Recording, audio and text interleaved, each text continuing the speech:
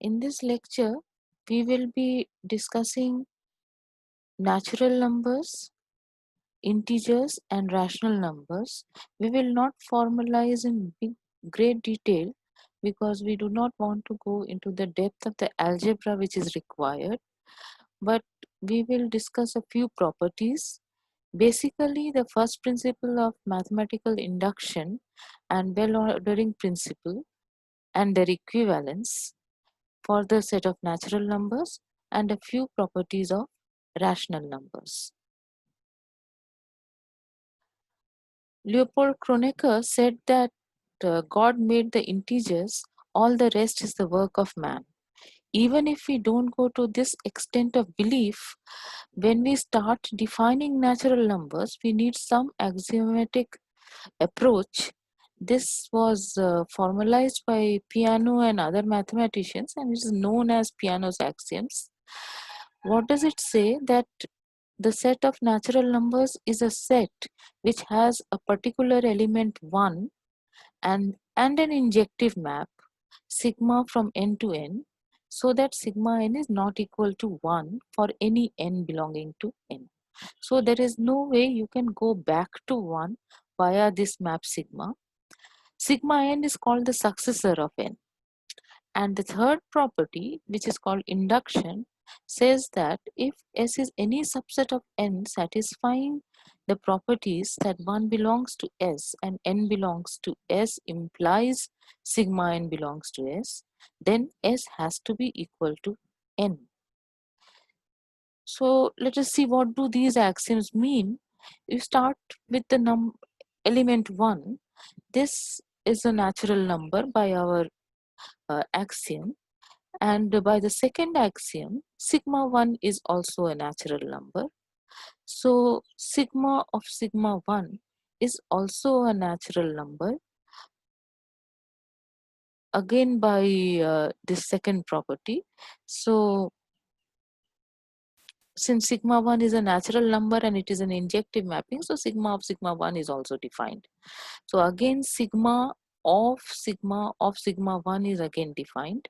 So if you look at induction, this set which is being constructed by taking successive successors of the element 1 actually gives you the whole of the set of natural numbers. What we do is, to simplify notation, is that we denote sigma 1 by 2, sigma 2 by 3, and so on, so that the set of natural numbers is given by 1, 2, 3, etc. The 2 is a successor of 1, 3 is a successor of 2, and so on. 1 is not a successor of any natural number. That is what we have clarified here. Okay. So if 2 is a successor of 1, then we say that 1 is a predecessor of 2, and 3 is a successor of 2 can also be said as 2 is a predecessor of 3, and so on. So formally I have given the definition here. Okay. On this set, two operations, addition and multiplication, are defined. So they are defined recursively, meaning you have to follow some sort of an induction here also.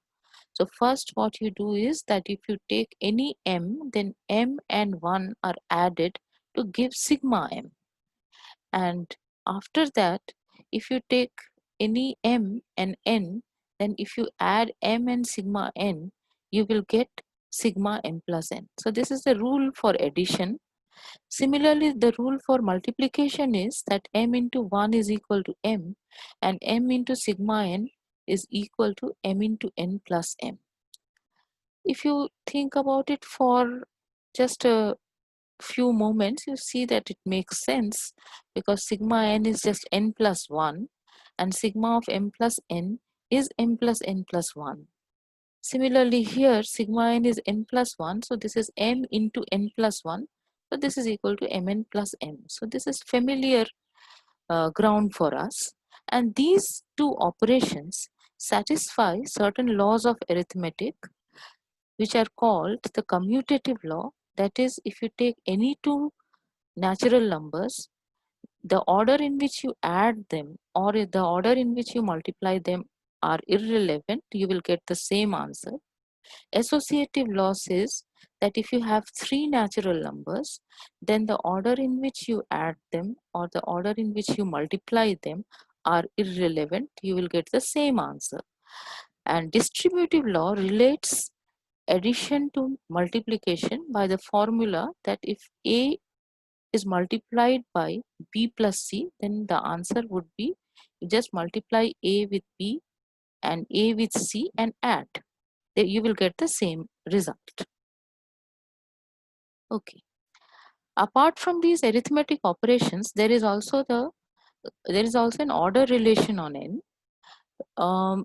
This is given in two ways depending on what we want to talk about. So the first one is the simplest one, that if you take any two A and B, I want to say what is the meaning of A is less than B. Notation is this familiar, A less than B. So we say that A is less than B. The definition is that if there is a natural number C, so that A plus C is equal to B. If A is less than B, then we say that B is greater than A, and we write it as this familiar notation, B greater than A when A is less than B. Why I said that there are two ways we can give this order relation. It is sometimes convenient if we include the identity A equal to A in this relation. So what we get is the relation less than or equal to. So this relation is expressed as this familiar notation A less than or equal to B. So what it means is exactly what it is saying, that it either A is less than B or A is equal to B. Okay, so you are getting a relation between the natural numbers and it satisfies certain properties. What are the properties? The first property is the transitivity property, which says that if A is less than B and B is less than C, then A has to be less than C. The second property tells you that if you take any two natural numbers, then they are always related. This is called the trichotomy property, which says that if A and B are any two natural numbers, then we will either have A equal to B or A less than B or B less than A. Apart from these two basic properties, the order relation on n is compatible with the arithmetic defined on n. So it is compatible with addition as well as multiplication. Very simply, if you take A less than B and if you add C on both sides, the inequality will remain the same. If you multiply by C on both sides, the inequality will remain the same, as you can see from the screen.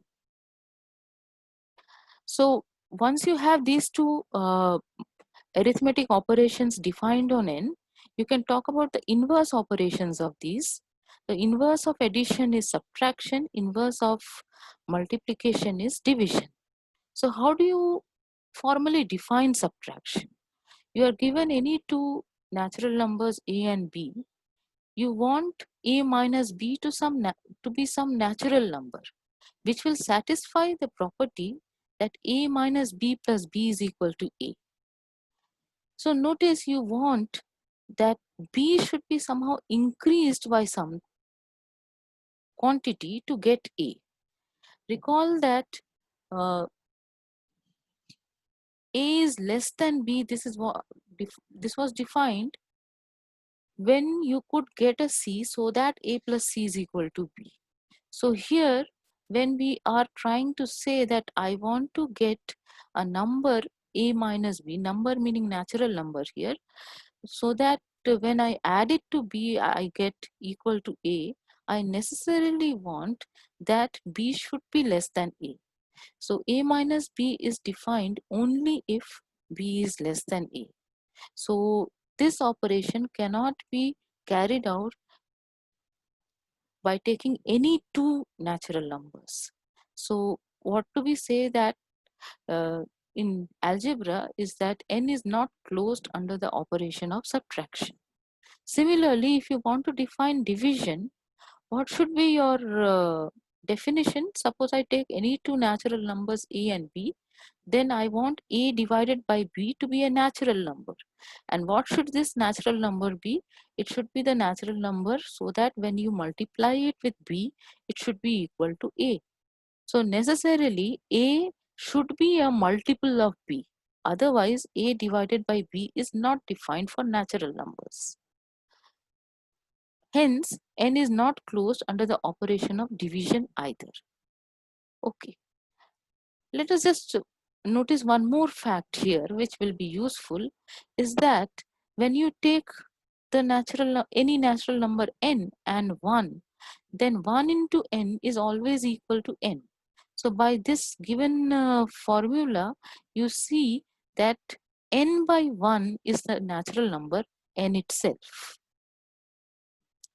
Okay, so these are just the basic order and arithmetic defined on the set of natural numbers. Natural numbers also have a principle which it satisfies. This is a part of your axiom, which is the induction axiom, the third axiom which we had mentioned. So we will reformulate that axiom here as follows, that it will concern with mathematical statements which depend on n. So what is the meaning of that? Let me just give a few examples. I will not go into the detail of this because this will take us too far into algebra, and that we do not wish to do here in this particular lecture. That suppose I write down some such equality, that 1 plus 2 plus etc plus n is equal to n into n plus 1 divided by 2. Then this is a mathematical statement. So you are taking some mathematical objects, giving some sort of a relation, something is equal to something or something is less than, greater than, some such thing. Some mathematical operations are being used to describe a certain idea of mathematics. This particular statement actually comprises of many statements, in the sense that there is a variable n here. This n can take values over all natural numbers. So I could take n equal to 1, n equal to 2, n equal to 3, and so on. So this is a mathematical statement which can be written down for any natural number n. So we say that such a mathematical statement depends on n, and for convenience we denote it by Pn. There will be many such statements we will see later on. I have just given one more example of the addition of the square of the first n natural numbers, which is equal to some formula.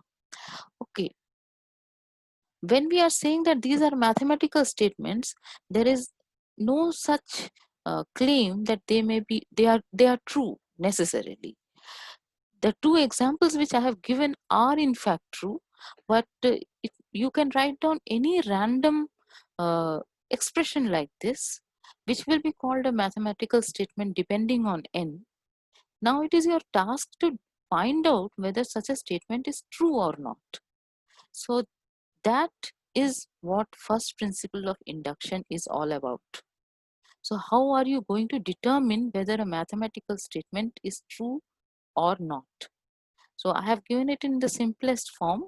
Let us do it in the simplest form, and whenever required, we will modify it. So suppose you have these mathematical statements Pn for all n in n, and it satisfies two basic hypotheses. Suppose that P1 is true somehow, and whenever you take a natural number k, and if pk is true, then pk plus 1 is also true. So there is this implication also. So p1 is true, and if pk is true, then pk plus 1 is also true. If this happens, then we say that pn is true for all n in n. If you just think about it for a few moments again, you notice that P1 is true. So automatically by our second hypothesis, P2 has to be true. Again, P2 is true, so P3 is true, and so on. So this and so on is formalized by this first principle of induction by saying that Pn will be true for all n in n. And so this is a principle, first principle of induction. Why call it first? Because there is a second principle of induction. We will not be needing it in our course, so I am not mentioning that. We also have a well ordering principle defined on the set of natural numbers. What does that say? That if you take any non-empty subset of n, then it will have a least element. So what is the meaning of the least element? It means that I should be able to get an element in the set. So suppose A is a subset of the set of natural numbers which is non-empty, then I should be able to get an element m in A so that m is less than or equal to A for all A in capital A. So m is less than or equal to every element of A, so it is called the least element of A. This is our well ordering principle, that any non-empty subset of natural numbers will have a least element. Our ambition now is to show that first principle of induction and well ordering principle are actually equivalent, meaning that if you assume the first principle of induction, then well ordering principle can be proved. If you assume the well ordering principle, then the first principle of induction can be proved. But neither of these can be just proved using the axioms which define natural numbers. So that is again another deep area. We will not go into why this cannot be proved, etc., on its own, but we will show that these two principles are equivalent. So the first step is that I'm showing that if I assume the well ordering principle, then first principle of induction is going to be true. So to show that the first principle of induction is true, I need a collection Pn of mathematical statements depending on each natural number n, which satisfies the hypothesis that P1 is true, and whenever Pk is true, then Pk plus 1 is also true. Now I have to prove that this will imply that Pn is true for all n in n. How am I going to prove this? Is by assuming that whatever I have to prove is false. We are using binary logic, so if we take any mathematical statement, it will either be true or false. So if I have to prove something is true, one method of proving it is by assuming that it is not true, that it is false, and then arriving at some clashes of logic which we call contradiction. And since we cannot allow any such contradiction in mathematics, so therefore our assumption that the statement is false will be wrong, so the statement will have to be true. This is the basic idea of proof by contradiction. So how does let us proceed in this example, and we will be able to see how such a proof works. If you want to prove that Pn is true for all n, you assume that if possible, it is not true. For some m at least, there is at least one m, so that Pm is not true. And now you construct a set. This is the set of all natural numbers for which Pn is not true. Then by our assumption, m will belong to A and 1 does not belong to A because P1 is true. So therefore 1 does not belong to A. So what do we get? We get a proper subset of natural numbers, in fact, which is non-empty. So this subset by well ordering principle is bound to have a least element. Let us call that least element something n1. So this n1 is the least element of A, so it belongs to A, hence it is greater than 1 first of all. So since n1 is greater than 1, it has a predecessor. So n1 minus 1 is also a natural number since n1 is greater than 1. And since n1 minus 1 is strictly less than n1 and n1 is the least element of A, n1 minus 1 cannot belong to A. So since n1 minus 1 cannot belong to A, it cannot satisfy the defining property of the set. So therefore, Pn1 minus 1 has to be true. But then by this second hypothesis which we have about these mathematical statements, Pn1 minus 1 plus 1, that is Pn1, should also be true. But that would imply that n1 cannot belong to A. Now this is a contradiction because we had started by our logically following the steps. We see that we had found an n1 which was an element of A and the least element of A. But then as we proceed, we see that n1 cannot belong to A. So we get a contradiction. So why did we get this contradiction? Is that we took a statement here that there is an m in n, so that Pm is not true. Therefore, this statement is our cause of all troubles. This statement is therefore false. So what is the true statement?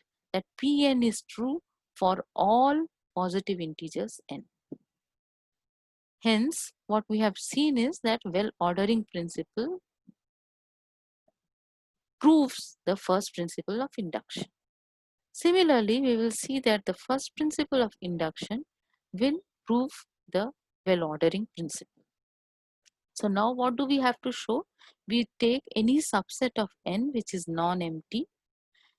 Then we have to show that it will have a least element. Notice that if A was the whole of n, then obviously 1 is the least element of n. So therefore, to get a set which might not have a least element, we take a proper subset. So suppose A is a proper subset of n which is non-empty, and again you assume that A does not have a least element if possible.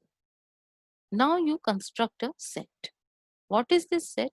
You take all natural numbers m which satisfy the property that m is less than 1 n for all n in A. So in particular, you notice that 1 will belong to B because 1 is less than every element, every natural number except for itself. So in particular, 1 is going to be less than n for all n in A. So 1 belongs to B. So I want to use the principle of induction.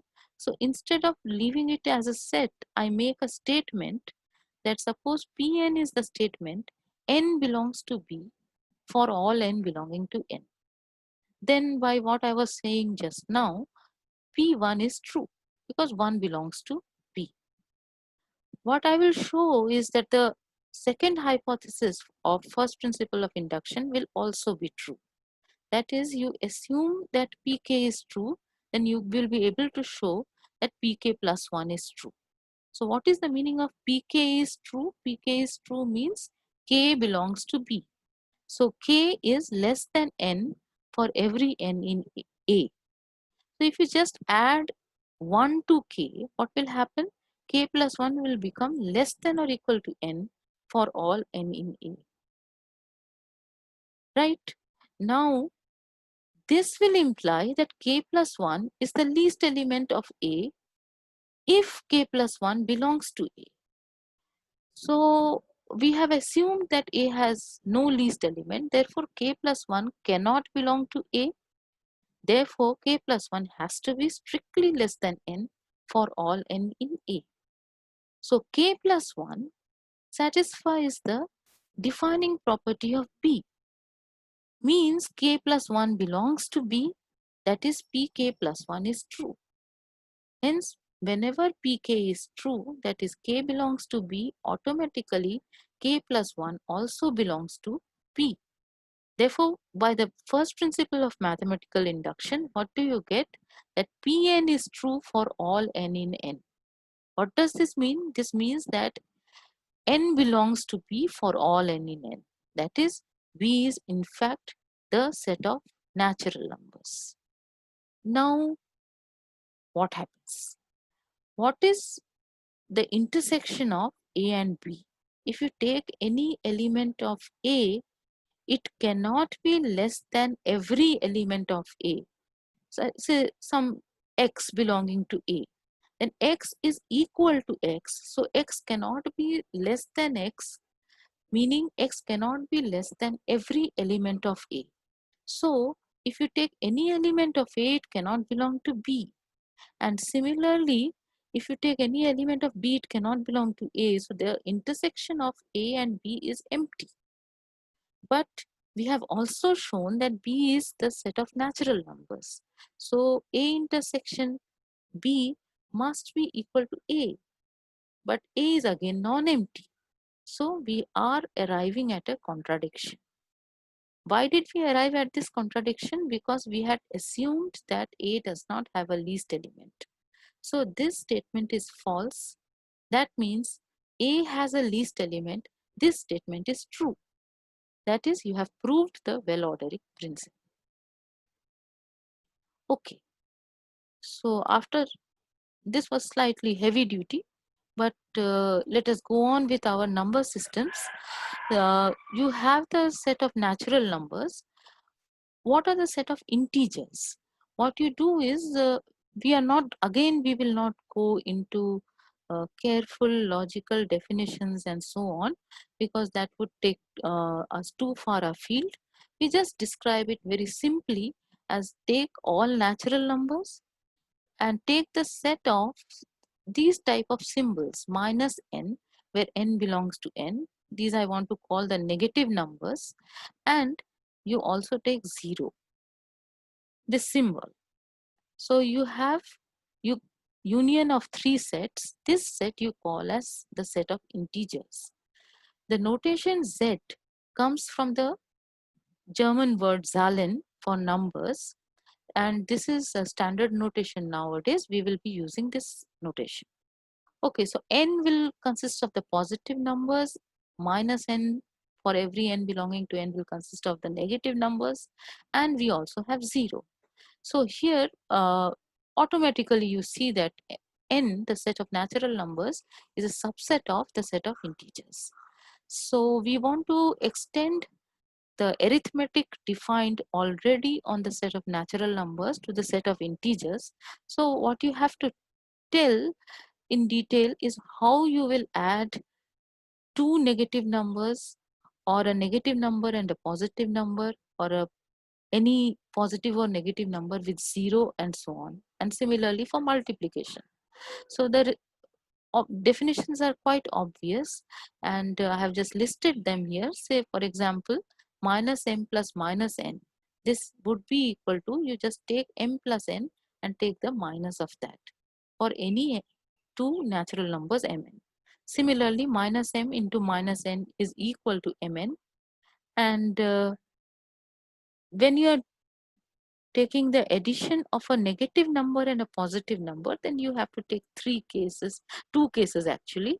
So minus m plus n will be equal to n minus m. This is if n is greater than m. So you will get a positive number. And if n is less than m, then you look at the positive number m minus n, and the negative of that is minus m plus n. This is our definition. And multiplication of a positive and a negative number is just minus m into n is minus of mn. What happens when you try to do the things with 0? A plus 0 will always be a for any integer a. A into 0 will be 0 for all integers a. This thing can actually be proved by using all these uh, previously defined arithmetic operations, but let us not bother about that. And we also have a plus minus a equal to 0. This and these two identities can actually be proved, but I have included them in the definition because I do not wish to go too much into the details. And we are ensuring that these arithmetic operations will satisfy all the arithmetic rules A, which were described earlier. That is, they will be commutative. So I have not written it here, but minus n plus minus m will also give you the same thing. It will be associative, and multiplication will be distributive over addition. One thing you notice here is that if you take, remember, for n equal to, for natural numbers, you had 1 into n is equal to n for all natural number n. That is true for all integers also. Here, if you just take n to be 1, then minus m into 1 is equal to minus of m into 1. M into 1 is m, so you just get minus m again. And if you take a to be 1, then you get 0 into 1 is equal to 0. So for any integer z, you, multiplication by 1 will give you the same integer. This is something which you can just observe from these properties. All right. So as we had done for the set of natural numbers, here again we talk about the inverse operations, subtraction and division. So definition is the same, but here notice that if you take any two integers m and n, then m minus n is actually equal to m plus minus n. So for this can be defined for any two integers. Therefore, z is closed under subtraction. So we have at least improved our number system in that situation. What happens when we look at division? If I take any two integers a and b, first of all, let me take b not equal to 0. Then we take the same definition as before, that a by b is the integer such that b into a by b is equal to a. If we take this definition, then obviously you note, first of all, that a by b is possible again as before if a is a multiple of b. So you cannot get a by b as an integer for any arbitrary integers a and b. Therefore, integers is also, the set of integers is also not closed under the operation of division. Here we have just left out the number 0. So let us see what will happen if we take 0. Again, I will not go into too much of details, but I have tried to give a simple reasoning here, that suppose b were 0 and we would have liked to define a divided by 0 to be some integer. So by our definition, we should have had 0 into a by 0 is equal to a for any integer a. But we have already seen that 0 into any integer is equal to 0. So this particular equality is not possible if a is non-zero. Therefore, we cannot define division by 0. This is a simple reasoning. There is more to it, but we will not go into that.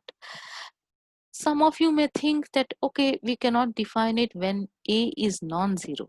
What happens if I just take a to be 0? Then it makes sense, doesn't it? 0 into 0 divided by 0 is equal to 0. There should be no problem. So 0 by 0 should be an integer. So it should be which integer? That is the question.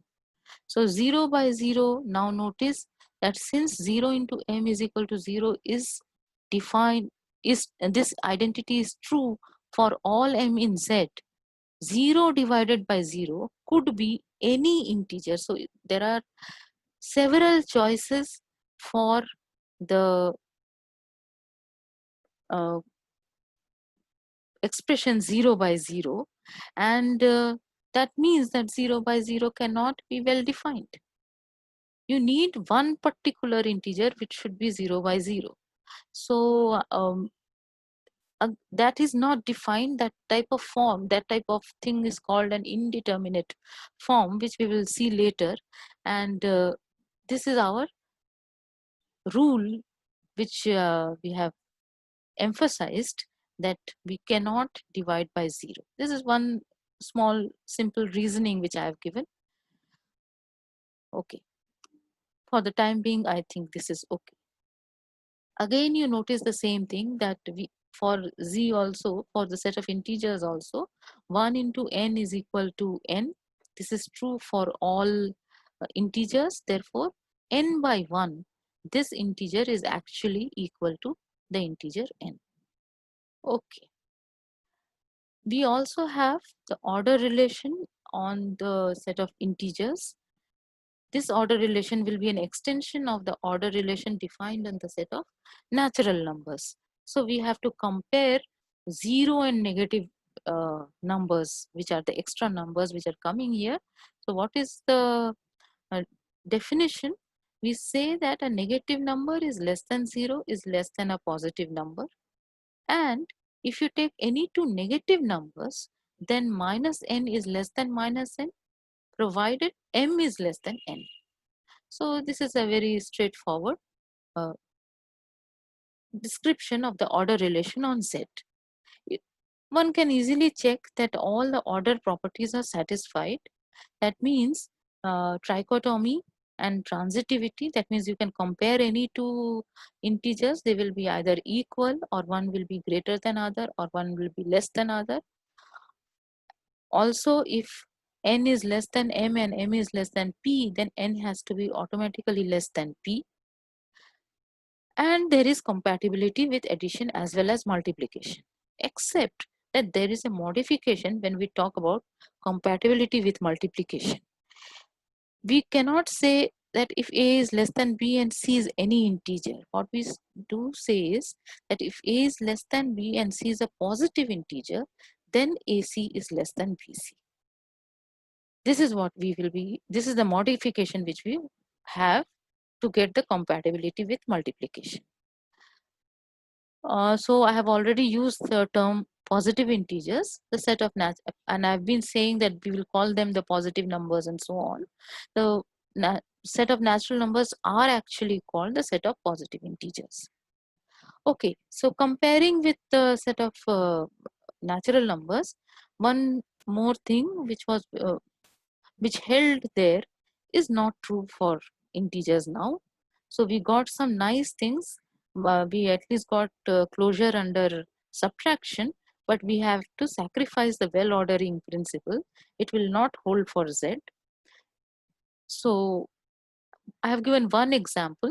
Just look at the set of all negative numbers. This negative number set is non-empty, but it obviously cannot have a least element. Whatever number you take minus n, you will get something minus n minus 1, which will be less than minus n. So no minus n is going to be the least element here. All right. So for the time being, this is enough about integers. Now we go on to the set of rational numbers. So how do we define rational numbers? We want to say that rational numbers are numbers of the type p by q, where p, q are integers and q is not equal to 0. So for the time being, you can think of these as just symbols, but you have already encountered these in your school, like numbers like 2 by 3 and 7 by 11 and so on. So you know what fractions are. So q is just the set of fractions. When I'm saying the set of fractions, there are some issues which I will make clear now. So we are taking a quotient of p by q. That is what I want to say here. And this quotient gives you the notation for the set of rational numbers by capital Q, blackboard bold Q. Okay, so even though I have used a set notation here, any conscientious mathematical student might raise a doubt that when we say set, we mean that it should be, all the elements should be well defined. That is, you've been taught in your school and so on that you should not repeat the same element twice or many times when you are describing a set. But here we are just ignoring that. So we have been slightly casual about this uh, definition, here one number is expressed in many forms. That is, first of all, I have to understand what is the meaning when a quotient of the form P by Q is equal to the quotient of the form R by S. So what is natural is P by Q is equal to R by S if PS is equal to QR.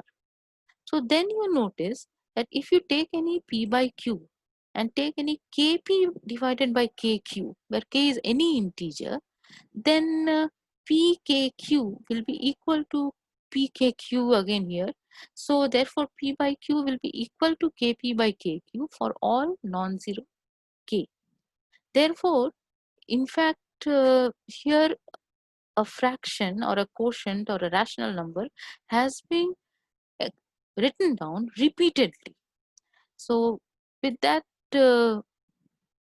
we allow ourselves this much of freedom in writing Q as a set with this understanding that there are several ways in which a fraction can be written. So now, uh, when we are doing some arithmetic and things, what we can do is that when we write down a rational number P by Q, P is called the numerator, Q is called the denominator, we can ensure that the denominator, which in any case is non-zero, is always a natural number, positive integer. Because say for example, you have something like 2 divided by minus 7. 2 divided by minus 7 will also be equal to minus 2 divided by 7. So you can write down, you can take the form of the fraction so that the denominator is always positive. This is possible. Also what you can do is, because of this, that P by Q is equal to KP by KQ. Whenever you have a P by Q, a rational number, you can divide all the common factors between P and Q. P will have some factors and Q will have some factors. Just see what are the common factors between P and Q and just cancel them out. Then what you get is the form of P by Q, which is called the lowest form. So in this lowest form, what will happen is that P and Q will have no common factors except for 1. So I have just given the proper definition of that. GCD means greatest common divisor.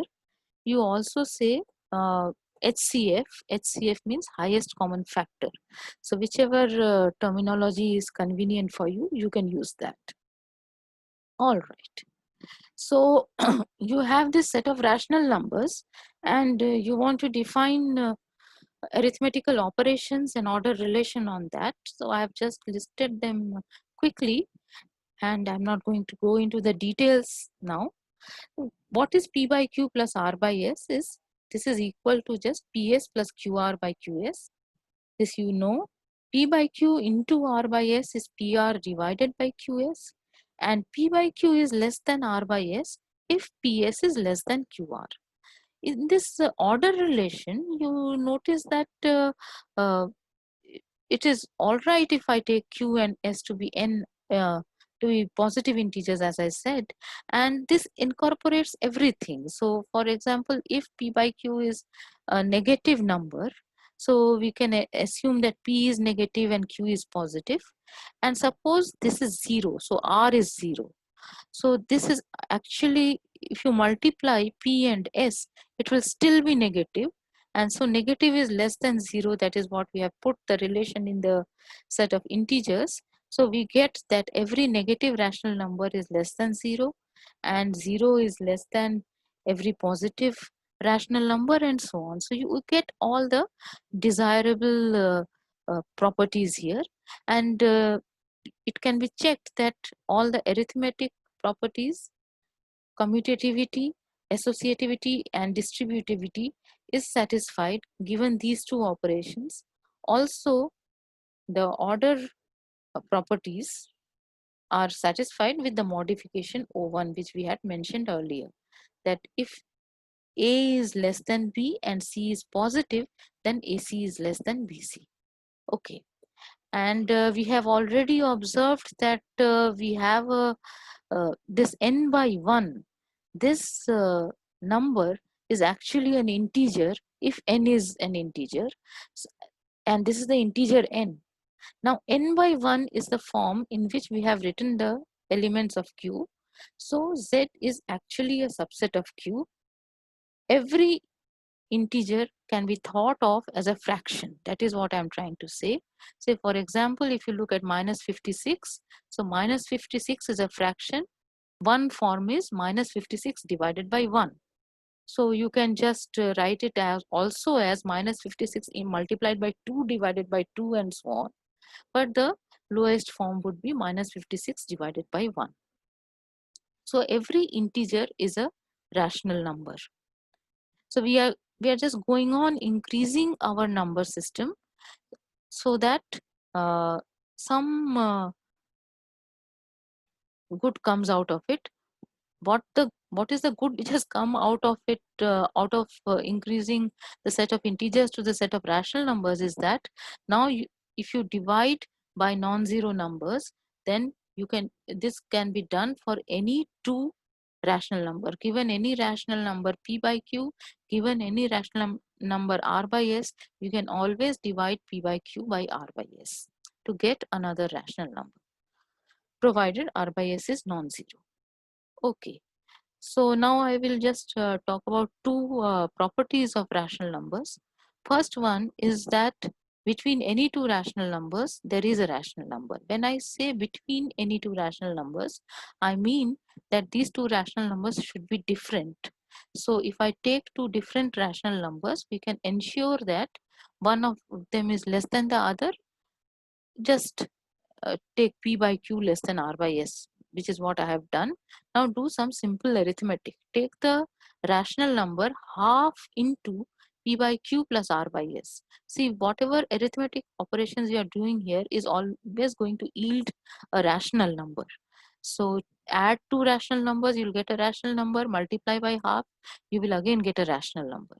And what I want to claim is that this is the rational number which will sit between p by q and r by s. This is simple arithmetic.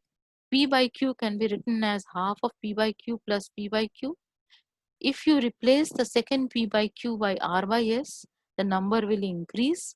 So you will get half of p by q plus r by s is greater than p by q. Now here, if you replace this p by q by r by s, then the number will increase further. So half of p by q plus r by s is less than half of r by s plus r by s, which is r by s. So you have got a rational number between p by q and r by s. This immediately tells you a lot of things. The first one is that there are actually infinitely many rational numbers between any two rational numbers. So how are you going to describe it? Finiteness and infiniteness is something which you intuitively know, but to give the precise definition, what do you mean by finite set? It is either a set which has no elements, that is, it is the empty set, or it has a certain number of elements which can be counted, in the sense it has some 50 elements or 10,000 elements or something like that. So how do you say that it has 50 elements or 10,000 elements or something? All those sets will be finite sets formally, by saying that I will be able to get a positive integer n and a bijection from 1 to n to a. Then we will say that a is a finite set. So either it is empty, it has no elements, or if it has elements, then it has a bijection from 1 to n to a for some n. For example, if you have three element set, say for example a x1, x2, x3, then x1, x2, x3 is a finite set, and there is a bijection from 1 to 3 to the set containing x1, x2, x3. In fact, there are many bijections. The easiest one to see is that 1 goes to x1, 2 goes to x2, 3 goes to x3. If A has 50 elements, say x1, x2, x3, x4, etc. till x50, then there is a bijection from 1 to etc. 50 to A. And how is that bijection given? There are many bijections again. So the simplest way to think is that send 1 to x1, 2 to x2, 3 to x3, and so on. You send 50 to x50. So any such set which is either having no elements or which has this property that there is a bijection from 1 to n to a is called a finite set, and any set which is not a finite set is called an infinite set. Here I would just like to quote von Neumann in when some student had asked him how to uh, grasp mathematics. He had said that you don't understand mathematics, you get used to mathematics. This sounds very shocking, but what he was trying to say was that there is something called mathematical intuition, which is very, very essential to understand what mathematics is all about. It is feasible to describe everything formally, give axioms, definitions, and the results which follow, and one can just put your mathematics on a very solid ground. There is no magician's hat here. But that is not sufficient to understand mathematics. What you also need is to get a grasp of the ideas and understanding which will be over and above the definitions and the proofs and things which you are seeing, which is called mathematical intuition. I'm not going to try and uh, go into how to learn mathematics here, so I'm not going to say anything more about it, but it is something which we will try to develop. How does one develop this? One thing is that you should always ask questions whenever you are reading mathematics. Whenever you are doing mathematics, you should be asking questions wherever there is a problem, wherever there is a lacuna. If you feel that there is a lacuna, it may be that there isn't, but you haven't been able to see it, or there may actually be a lacuna. So this is a training which will develop you mathematically. Okay, so let us go on with our results. We have proved that between any two rational number there is a rational number. We say that this immediately tells you that between any two rational numbers there are infinitely rational numbers. Again, when I am saying between any two rational numbers, I am assuming they are different rational numbers. So by the law of trichotomy, one will be less than the other. Assume that A is less than B. Here again, we will use the proof by contradiction.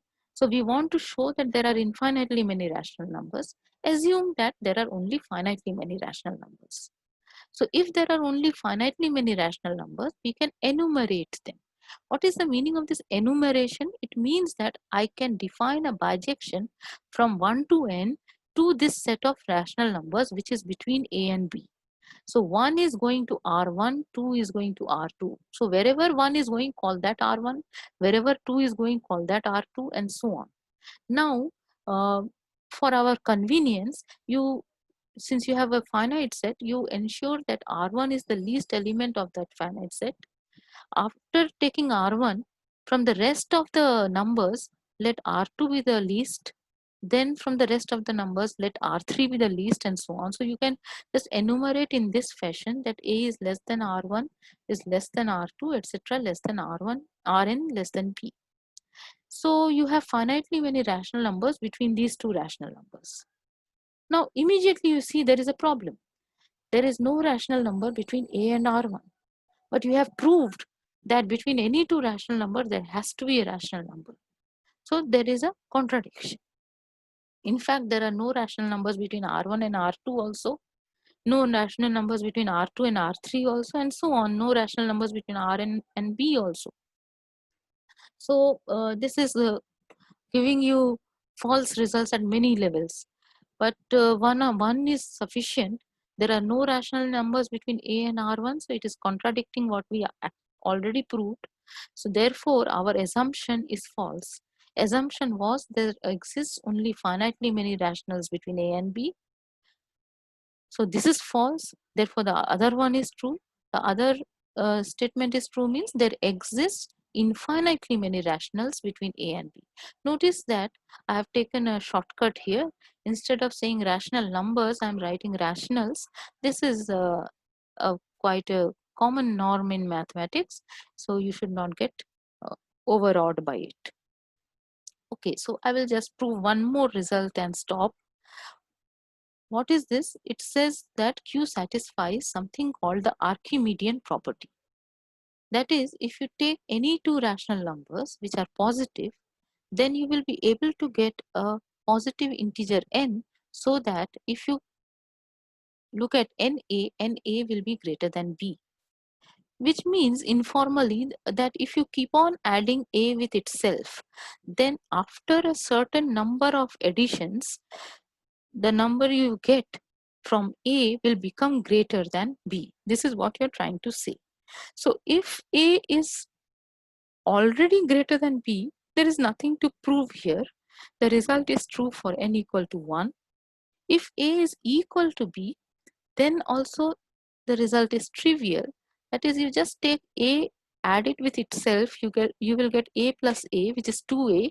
2A will be automatically greater than A. The interesting thing is when A is less than B. So A could be a very, very small number, say 1 by 10 to the power minus 36 or something like that. And B could be a very large number, say 10 to the power 700 or something like that.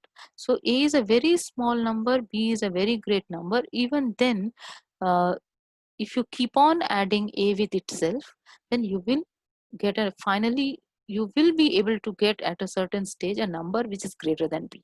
This is what you want to prove. So the formal proof is the following: take A equal to P by Q and B is equal to R by S. And since A and B are positive, I have already discussed this earlier that a rational number can be expressed in many forms.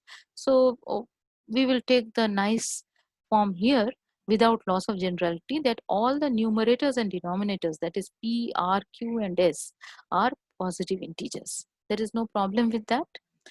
So then PS is a number which is greater than equal to 1. It is a natural number, so it is greater than equal to 1. So 1 by PS will be less than or equal to 1. If you multiply by QR, you will get QR by PS is less than or equal to QR by 1. But QR by 1 is what? That is just QR. So this natural number QR is less than QR plus 1. That is also we know. So what are you getting? QR divided by PS is less than QR plus 1. Multiply this inequality by P divided by Q. What will you get? You will get R by S on the left hand side less than QR plus 1 times P by Q. This QR plus 1 is the n which you are searching for. So the proof involves only arithmetic and gives you such a result. When we go on to real numbers, you will see how more sophisticated tools are required to prove the same property for real numbers. So that will be in the next lecture. Let me just discuss the books which I have referred to while preparing these lectures and which I think will be useful for you also. Almost all of them are textbooks. MAPA, SK MAPA and SK Mukherjee. These two books are available very easily in West Bengal, and they are very good books, and they include lots of exercises, examples. So a student which goes through these books will be able to grasp the subject quite well.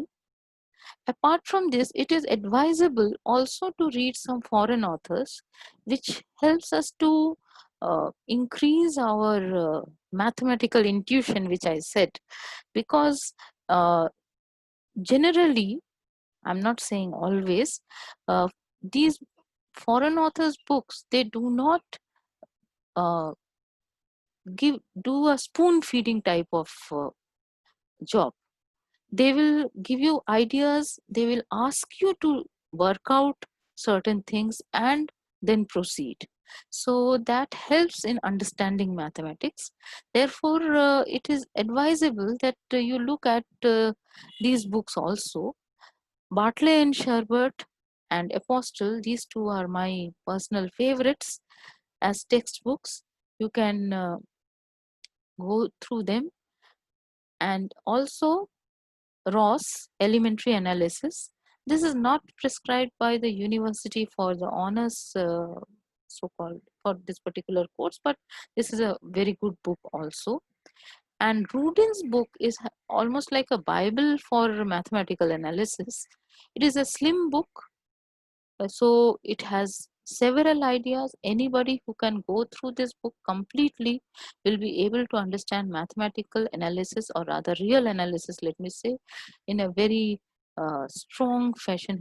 The ideas will become very concrete in the student's mind. But the point is that this is extremely terse, so you actually have to sit down very carefully and write down all the steps when you are reading this book. But once you do it, you will be in a very good shape. That is what I would like to say. All right.